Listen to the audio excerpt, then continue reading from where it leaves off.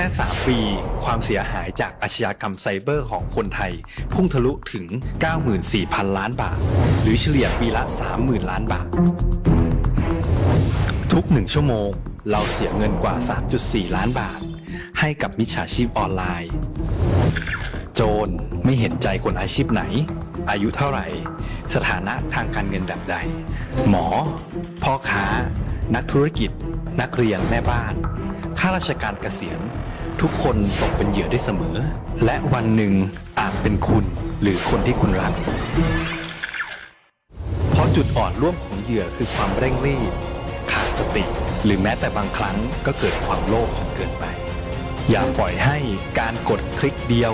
ลิงก์เดียวทำให้โจรยิ้มกว้างวันนี้ถึงเวลาแล้วที่คนไทยทุกคนจะต้องร่วมมือกันสร้างภูมิคุ้มกันอาชญากรรมไซเบอร์ช่วยกันหยุดก่อนที่ภัยไซเบอร์จะทำให้คนที่คุณรักและตัวคุณเองกลายเป็นเหยื่อ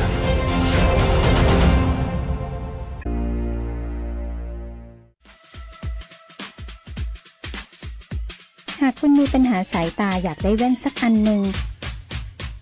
ไว้ตอบแชทตอบไลน์งานด่วนใส่ขับรถไปทำงานไปท่องเที่ยวดูแผนที่ปักหมุดหาจุดหมายปลายทางหรือต้องการใช้เลนโปรเกรสซีฟไว้มองไกลมองกระจกซ้ายกระจกขวา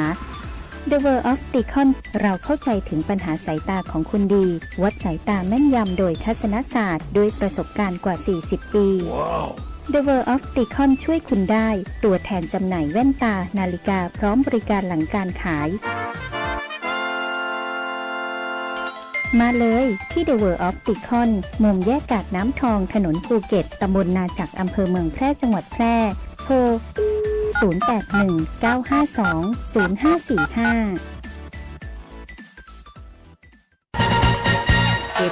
ธนาคารอาคารสงเคราะห์มีโครงการสินเชื่อแฮปปี้โฮมอัตราดอกเบี้ย5 ปีแรก 3% ต่อปีระยะผ่อนชำระสูงสุดนาน40 ปีสำหรับคนที่จะซื้อบ้านห้องชุดคอนโดมิเนียมปลูกสร้างและซื้ออุปกรณ์หรือสิ่งอำนวยความสะดวกที่เกี่ยวกับบ้านที่อยู่อาศัยไม่เกิน3 ล้านบาทสนใจรับรหัสเข้าร่วมโครงการตั้งแต่วันนี้แบบง่ายๆเข้าไปที่แอปพลิเคชัน GSB Origin พร้อมสมัครล่า GSB บัตรดีแล้วคลิกที่เมนูบริการพิเศษรับรหัสพวกเรานำไปประกอบการยื่นขอสินเชื่อได้ทันทีและทำนิติกรรมภายใน30 ธันวาคม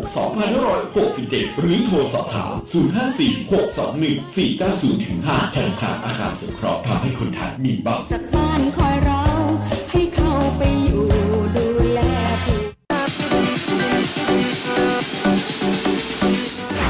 จังหวัดแพร่ขอเชิญเที่ยวงานมหกรรมของดีจังหวัดแพร่และงานกาชาติประจำปี 2568 ในชื่องานอวดของดีบ้านฉันระหว่างวันที่ 1-10 ธันวาคม 2568 ณ สนามกีฬาองค์การบริหารส่วนจังหวัดแพร่ภายในงานพบกับนิทรรศการผลงานจากทุกภาคส่วนการออกร้านของดีเมืองแพร่การออกสลากกาชาติการกุศลพร้อมชมความงดงามของงานสีสันสวนสวยเมืองแพร่ Colorful Garden in แพร่ 2025 และงานมหกรรมไฟล้านดวงไฮไลท์สำคัญการประกวดนางสาวแพร่ตำนานความงามที่หวนคืนเวทีอีกครั้งอย่างยิ่งใหญ่เชิญร่วมสัมผัสเสน่ห์เมืองแพร่ในมิติใหม่ตลอด10 วัน 10 คืนแห่งความสุขในงานมหกรรมของดีจังหวัดแพร่และงานกาชาติประจำปี 2568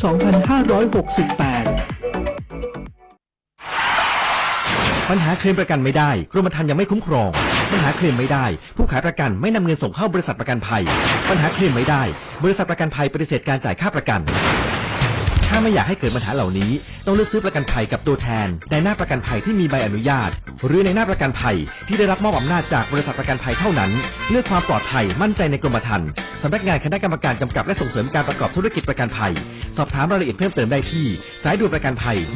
1186และสำนักงานคปภ.จังหวัดทุกแห่ง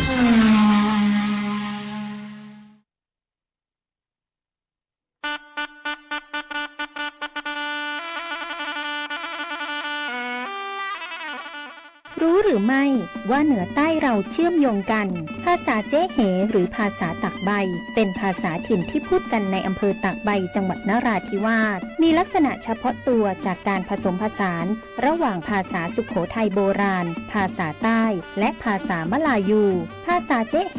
จึงมีความโดดเด่นที่สำเนียงเนิบช้าและนุ่มนวลเป็นมรดกทางวัฒนธรรมที่กำลังเสี่ยงต่อการสูญหายภาษาเจ๊เหจึงสะท้อนได้ว่าแผ่นดินไทยเหนือใต้เป็นสายสัมพันธ์ที่เชื่อมโยงกันศาสนาภาษาวัฒนธรรมความรักความเข้าใจความสามัคคีและความผูกพันเป็นพื้นฐานสำคัญในการสร้างสันติสุขที่ยั่งยืนสำนักงานประชาสัมพันธ์ที่ 3 กรมประชาสัมพันธ์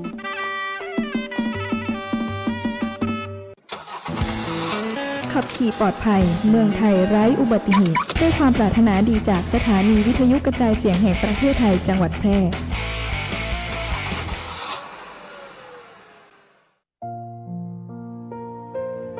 สถิตในดวงใจตราบนิจนิรันดร์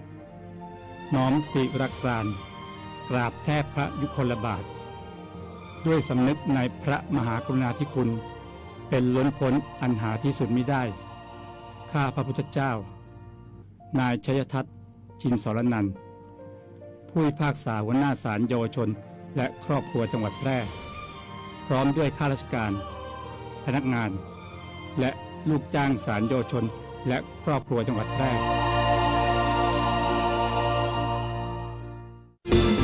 วิทยุแห่งประเทศไทยจังหวัดแพร่ 91 เมกะเฮิรตซ์ให้ความรู้คู่ความสุข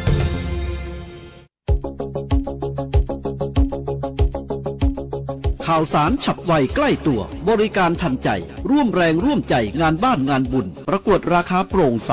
และติดตามสภาพอากาศประจำวันโดยทีมข่าวสวทแพร่ FM 91 เมกะเฮิรตซ์สถานีข่าวดีของประชาชนคนเมืองแพร่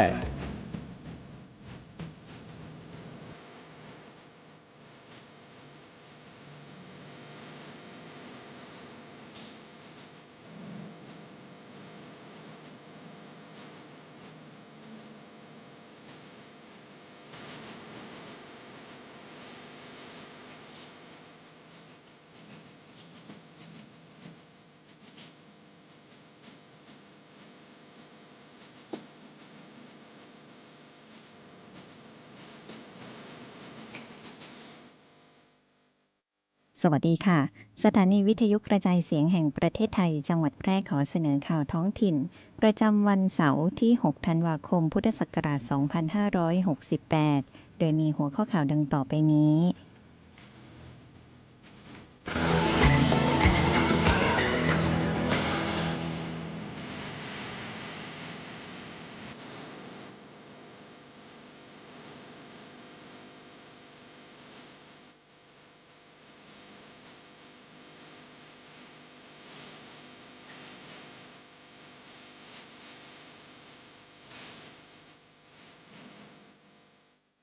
ขนส่งจังหวัดแพร่เชิญชวนผู้ประกอบการรถโดยสารสาธารณะร่วมโครงการคนละครึ่งพลัสโดยลงทะเบียนได้ทั่วประเทศตั้งแต่บัดนี้จนถึงวันที่ 19 ธันวาคม 2568 โรงเรียนสอนคนตาบอดสันติจินตนาจังหวัดแพร่ขอเชิญร่วมการเดินวิ่งการกุศลเด่นชัยมินิมาราธอน 2025 ในวันอาทิตย์ที่ 11 ธันวาคม 2568สาธารณสุขจังหวัดแพร่เตือนวัยรุ่นไทยสูบบุหรี่ไฟฟ้า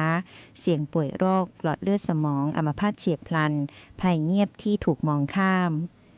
คณะรัฐมนตรีมีมติเห็นชอบมาตรการกระตุ้นการท่องเที่ยวภายในประเทศให้ความสำคัญกับการท่องเที่ยวเมืองรองสามารถนำมาลดหย่อนภาษีสูงสุด 20,000 บาทเมื่อท่องเที่ยวเมืองรองลดหย่อนภาษี 1.5 เท่า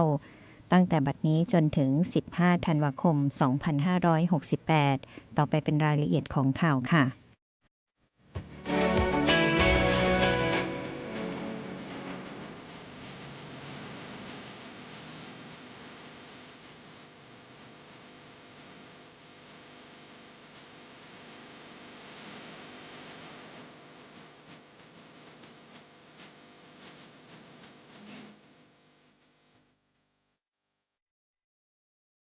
ผ ขนส่งจังหวัดแพร่เชิญชวนผู้ประกอบการรถโดยสารสาธารณะร่วมโครงการคนละครึ่งพลัสโดยเปิดลงทะเบียนทั่วประเทศตั้งแต่บัดนี้จนถึง 19 ธันวาคม 2568 นายสุรศิลป์เนตรพัฒน์ขนส่งจังหวัดแพร่เปิดเผยว่ากรมการขนส่งทางบกเชิญชวนให้ผู้ประกอบการรถโดยสารสาธารณะได้เข้าร่วมโครงการคนละครึ่งพลัสโดยเปิดให้ลงทะเบียนตั้งแต่ 15 ตุลาคมไปจนถึง 19 ธันวาคม 2568 ให้ผู้ประกอบการขนส่งสาธารณะทั่วประเทศได้เข้าร่วมโครงการมากที่สุดพร้อมประสานกับสำนักงานขนส่งจังหวัดทุกแห่งให้จัดเจ้าหน้าที่คอยแนะนำและอำนวยความสะดวกแก่ผู้สมัครเพื่อให้ประชาชนได้รับประโยชน์จากโครงการนี้อย่างทั่วถึงและลดภาระค่าเดินทางให้กับประชาชนสำหรับคุณสมบัติในเบื้องต้นของผู้ร่วมโครงการรถจักรยานยนต์สาธารณะต้องมีใบอนุญาตขับรถจักรยานยนต์สาธารณะและบัตรประจำตัวผู้ขับรถตุ๊กๆ3ล้อยนต์ต้องมีใบอนุญาตขับรถ3ล้อสาธารณะรถแท็กซี่มีใบอนุญาตขับรถยนต์สาธารณะประเภทท1ท4และบัตรประจำตัวผู้ขับรถ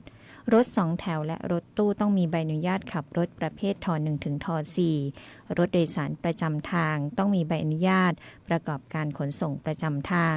รถโดยสารประจำทางหรือไม่ประจำทางที่เป็นนิติบุคคลรายเล็กต้องมีใบอนุญาตประกอบการขนส่งสาธารณะและมีรายได้ไม่เกิน 1.8 ล้านบาทต่อปีตามแบบแสดงรายการภาษีเงินได้พงด50ในรอบปีบัญชี 2567สามารถสมัครร้านถุงเงินของธนาคารกรุงไทยผ่านทางเว็บไซต์ www.thungngengrungthai.com หรือยื่นใบสมัครเข้าร่วมโครงการคนละครึ่งพลัสผ่านเว็บไซต์ www.konlakringplas.com และเตรียมเอกสารบัตรประจำตัวประชาชนรูปถ่ายร้านค้าพร้อมเจ้าของร้านยื่นเอกสารที่สาขาธนาคารกรุงไทยทุกแห่งเมื่อได้รับการอนุมัติระบบจะปรากฏเมนูคนละครึ่งพลัสในแอปพลิเคชันถุงเงินซึ่งโครงการคนละครึ่งพลัสถือเป็นนโยบายที่สำคัญของรัฐบาลที่ตั้งใจช่วยให้ประชาชนได้ลดภาระค่าใช้จ่ายพร้อมกระตุ้นเศรษฐกิจในวงกว้างโดยเฉพาะภาคการเดินทางซึ่งเป็นค่าใช้จ่ายสำคัญในชีวิตประจำวันกระทรวงคมนาคมจึงเร่งขับเคลื่อนให้ทุกภาคส่วนในระบบขนส่งสาธารณะสามารถเข้าร่วมโครงการได้จริงเพื่อให้ประชาชนได้เดินทางจ่ายครึ่งเดียวขณะเดียวกันยังสร้างรายได้ให้กับผู้ประกอบการผู้ประกอบอาชีพขับรถสาธารณะทั่วประเทศอย่างทั่วถึงคนละครึ่งพลัสไม่ได้เพียงเป็นแค่โครงการลดค่าครองชีพเท่านั้นแต่ยังเป็นการช่วยเหลือให้ผู้ประกอบการรายย่อยในภาคขนส่งได้มีรายได้ที่มั่นคงมากขึ้นสามารถติดต่อสอบถามได้ที่สำนักงานขนส่งจังหวัดทั่วประเทศโรงเรียนสอนคนตาบอดสันติจินตนาขอเชิญร่วมงานเดินวิ่งการกุศลเด่นชัยมินิมาราธอน 2025 ในวันอาทิตย์ที่ 11 ธันวาคม 2568 โรงเรียนสอนคนตาบอดสันติจินตนาจังหวัดแพร่ภายใต้การดูแลของมูลนิธิคนตาบอดไทยขอเชิญชวนให้ประชาชนที่สนใจนักวิ่งและผู้มีจิตศรัทธาได้ร่วมกิจกรรมเดินวิ่งการกุศลเด่นชัยมินิมาราธอน 2025 เพื่อการศึกษาให้เด็กตาบอดในวันอาทิตย์ที่ 21 ธันวาคม 2568 ระดมทุนสนับสนุนการศึกษาและพัฒนาคุณภาพชีวิตของนักเรียนผู้พิการทางการมองเห็นโดยรายได้ทั้งหมดจากการจัดงานมอบให้กับโรงเรียนสอนคนตาบอดสันติจินตนาจังหวัดแพร่จุดสตาร์ทและเส้นชัยบริเวณหน้าสถานีรถไฟเด่นชัยจังหวัดแพร่แบ่งประเภทการแข่งขันเป็น2ระยะคือระยะทาง5กิโลเมตรค่าสมัคร499 บาทระยะทาง10กิโลเมตรค่าสมัคร599 บาทชิงถ้วยรางวัลเกียรติยศจากอาจารย์เกียรติคุณนายแพทย์เกษมวัฒนชัยองคมนตรี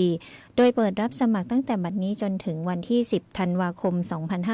2568 สอบถามรายละเอียดเพิ่มเติมโทรศัพท์หมายเลข 054-614-235 หรือ 085-722-2573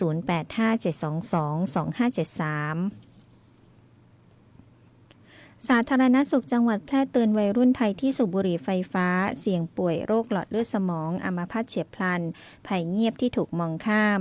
นายนพรัตน์วัชรขจรกุลนายแพทย์สาธารณสุขจังหวัดแพร่ได้เปิดเผยว่ากรมควบคุมโรคมีงานวิจัยยืนยันการสูบบุหรี่ไฟฟ้าเป็นการเพิ่มความเสี่ยงป่วยด้วยโรคหลอดเลือดสมองอัมพาตเฉียบพลันภัยเงียบที่ถูกมองข้าม แม้ว่าบุหรี่ไฟฟ้าจะเป็นค่านิยมในกลุ่มวัยรุ่นและคนทำงานแต่การสูบบุหรี่ไฟฟ้าเพียงไม่นานก็เพิ่มความเสี่ยงต่อการเกิดโรคหลอดเลือดในสมองและหัวใจอย่างมีนัยสำคัญและปัจจุบันยังมีความเข้าใจผิดในสังคมว่าบุหรี่ไฟฟ้าไม่ใช่สินค้าอันตรายแต่ในความเป็นจริงบุหรี่ไฟฟ้ามีนิโคตินซึ่งมีฤทธิ์ที่เสพติดสูงและยังมีสารพิษหลายชนิดที่เป็นอันตรายต่อร่างกายและสุขภาพทำให้เสี่ยงต่อการเกิดโรคร้ายแรงโดยเฉพาะโรคหลอดเลือดสมองซึ่งเป็นหนึ่งในสาเหตุสำคัญของการเสียชีวิตและเกิดความพิการกับคนไทยโดยมีผลการศึกษาพบว่าผู้ที่ใช้บุหรี่ไฟฟ้าเป็นประจำมีความเสี่ยงเกิดโรคหลอดเลือดสมองเพิ่มขึ้น 1.62 เท่าส่วนผู้ที่ใช้เป็นครั้งคราวก็ยังเสี่ยงเพิ่มขึ้นอีก 1.28 เท่าข้อมูลดังกล่าวสะท้อนได้ชัดว่าบุหรี่ไฟฟ้าไม่ใช่ทางเลือกที่ปลอดภัยแต่กลับเป็นปัจจัยเสี่ยงที่สำคัญต่อสุขภาพโดยในประเทศไทยโรคหลอดเลือดสมองเป็นสาเหตุการเสียชีวิตในอันดับที่2ของคนไทยและยังเป็นสาเหตุสำคัญของการเสียชีวิตก่อนวัยอันควรและในปี 2567 มีผู้ป่วยโรคหลอดเลือดสมองจำนวน 358,062 รายและมีผู้เสียชีวิตถึง 39,086 รายสำนักงานสาธารณสุขจังหวัดแพร่จึงขอเตือนว่าอย่าหลงเชื่อคำโฆษณาการสูบบุหรี่ไฟฟ้าปลอดภัยกว่าและขอรณรงค์ให้ผู้สูบเลิกสูบบุหรี่มวลและเลิกสูบบุหรี่ไฟฟ้าเพื่อชีวิตที่ยั่งยืนและปลอดภัยเพื่อการเลิกบุหรี่ที่ได้ผลหากมีข้อสงสัยหรือข้อปรึกษาโทร 1600 หากพบเห็นการจำหน่ายบุหรี่ไฟฟ้าสามารถแจ้งเบาะแสดำเนินคดีผ่านแอปพลิเคชันทางรัฐได้ตลอด 24 ชั่วโมงคณะรัฐมนตรีได้มีมติเห็นชอบมาตรการกระตุ้นการท่องเที่ยวในประเทศโดยให้ความสำคัญกับการท่องเที่ยวเมืองรองรวมทั้งจูงใจให้ภาคเอกชนได้ปรับปรุงโรงแรมที่พักและแหล่งท่องเที่ยวผ่านกลไกภาษีมาตรการกระตุ้นการท่องเที่ยวภายในประเทศครอบคลุมทั้งมาตรการที่ให้กับบุคคลธรรมดาและนิติบุคคลโดยมุ่งเน้นให้เกิดการกระตุ้นเศรษฐกิจในระยะสั้นส่งผลกระทบเพิ่มขีดความสามารถผู้ประกอบการในระยะยาวและเกิดการกระจายตัวอย่างทั่วถึงโดยมาตรการกระตุ้นการท่องเที่ยวภายในประเทศประกอบด้วย5มาตรการย่อยได้แก่ 1. การภาษีสำหรับบุคคลธรรมดาเพื่อสนับสนุนการท่องเที่ยว 2. มาตรการภาษีสำหรับนิติบุคคลธรรมดาขออภัยค่ะมาตรการภาษีสำหรับนิติบุคคลเพื่อสนับสนุนการจัดอบรมสัมมนาภายในประเทศ 3. มาตรการเร่งรัดการเบิกจ่ายใช้จ่ายด้านการฝึกอบรมประชุมสัมมนาประจำปีงบประมาณพุทธศักราช 2569 4. มาตรการขยายระยะเวลาการปรับลดภาษีสำหรับกิจกรรมบันเทิงหรือหย่อนใจและ 5. มาตรการภาษีเพื่อสนับสนุนการปรับปรุงโรงแรมที่พักสำหรับกิจกรรมบันเทิงหรือหย่อนใจอาทิไนท์คลับดิสโกเทคผับบาร์ค็อกเทลเล้าเป็นต้นทั้งนี้กระทรวงการคลังโดยกรมสรรพสานมิตได้มีการบูรณาการร่วมกับการปกครองให้นำผู้ประกอบการจดทะเบียนสถานประกอบการเพื่อขยายฐานภาษีสรรพสานมิตต่อไปกระทรวงการคลังได้คาดว่ามาตรการกระตุ้นการท่องเที่ยวภายในประเทศจะช่วยให้เกิดการเดินทางท่องเที่ยวไปยังจังหวัดต่างๆและการท่องเที่ยวเมืองรองมากขึ้นโดยได้รับแรงสนับสนุนการใช้จ่ายจากภาครัฐรัฐวิสาหกิจเอกชนและประชาชนส่งผลให้ผู้ประกอบการที่มีความเชื่อมโยงกับธุรกิจท่องเที่ยวมีรายได้ที่เพิ่มขึ้นจ้างงานเพิ่มขึ้นและรายได้ครัวเรือนเพิ่มขึ้นกระตุ้นให้เกิดการลงทุนการจ้างงานต่อไปในอนาคตคาดว่าจะช่วยกระตุ้นให้เศรษฐกิจปี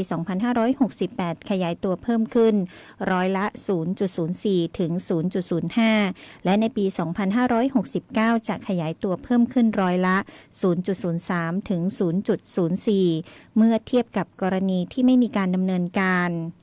ทั้งนี้สามารถนำมาลดหย่อนภาษีสูงสุด 20,000 บาทเมื่อท่องเที่ยวเมืองรองลดหย่อนภาษี 1.5 เท่าเริ่มตั้งแต่ 29 ตุลาคมถึง 15 ธันวาคม 2568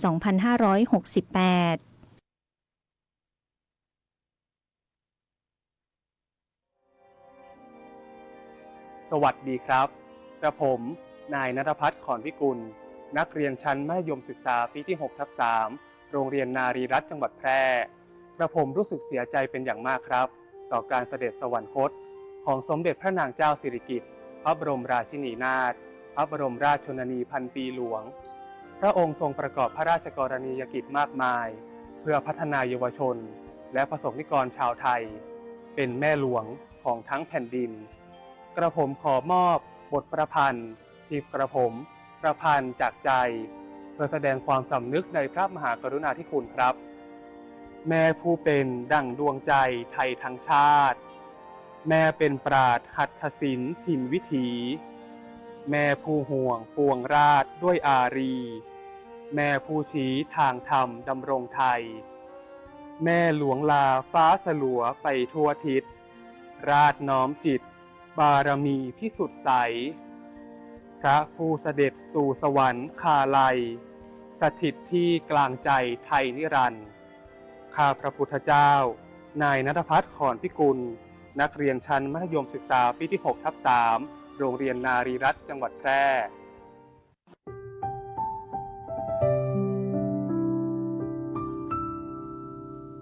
ข้าพระพุทธเจ้า นายชนวิทย์ พิมพิลา ผู้อำนวยการสำนักงานคณะกรรมการการเลือกตั้งประจำจังหวัดแพร่ พร้อมด้วยพนักงานและลูกจ้างของสำนักงานคณะกรรมการการเลือกตั้งประจำจังหวัดแพร่ ขอน้อมเกล้าถวายคำแสดงความอาลัยอย่างหาที่สุดมิได้แด่สมเด็จพระนางเจ้าสิริกิติ์พระบรมราชินีนาถพระบรมราชชนนีพันปีหลวงพระองค์ทรงเป็นแบบอย่างแห่งความเสียสละและพระเมตตาธรรมทรงอุทิศพระวรกายเพื่อทำนุบำรุงศิลปะวัฒนธรรมไทยและทรงส่งเสริมอาชีพสร้างความอยู่ดีกินดีแก่พระสงฆ์นิกรทั่วแผ่นดินพระมหากรุณาธิคุณอันยิ่งใหญ่จะสถิตอยู่ในใจของปวงชนชาวไทยตราบนิรันดร์ด้วยเกล้าด้วยกระหม่อมขอเดชะข้าพระพุทธเจ้านายชนวิทย์ พิมพิลาผู้อำนวยการสำนักงานคณะกรรมการการเลือกตั้งประจำจังหวัดแพร่